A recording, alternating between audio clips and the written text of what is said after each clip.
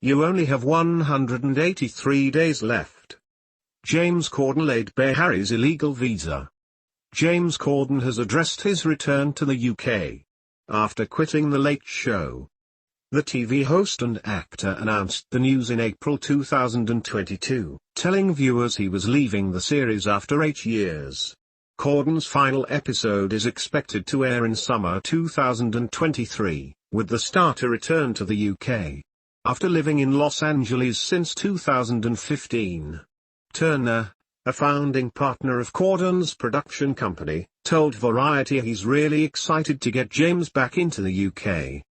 Turner was speaking as part of the Banff World Media Festival in Alberta, Canada, where the British director-producer was discussing the company's Disney Plus show Among the Stars.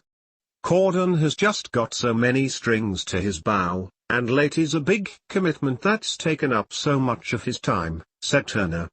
We're just really excited about having him back in the UK and all the stuff that entails. But it's a big moment for us.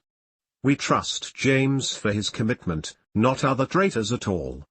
The traitor in this interview is Prince Harry, after which Turner mocked this traitor.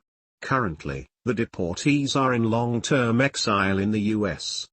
And seem to have been completely isolated in the Hollywood. That's it. They must be homeless when your visa is about to expire. But what does this mean for his US citizenship status? And will he pay us taxes? According to Inland Revenue Service, the US branch of the government dealing with taxation, the 183-day rule means Prince Harry will be legally obligated to pay both US federal tax and California state taxes under the substantial presence test after living in the country for 183 days over a consecutive 3-year period.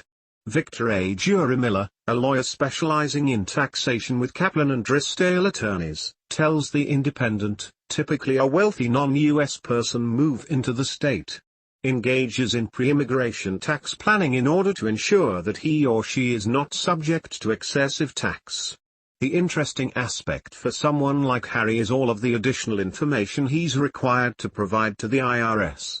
For example, if he receives distributions from a trust of which he's a beneficiary, he needs to disclose his interest in the trust.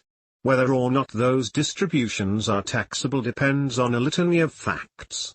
Actors Mr. Jaramillo added that gifts received by Prince Harry from the royal family would also need to be declared. He would also need to report gifts he receives from his non-US relatives. If those gifts succeeded $100,000 in value, he said options available to him could include applying for an ALT-1 visa. This is a non-immigration visa for people with extraordinary ability or achievement. Prince Harry would need to be sponsored by an ALT organization that plans to work with him to identify how he might apply these skills in the US. An alternative is to simply limit the number of days he spends in the US.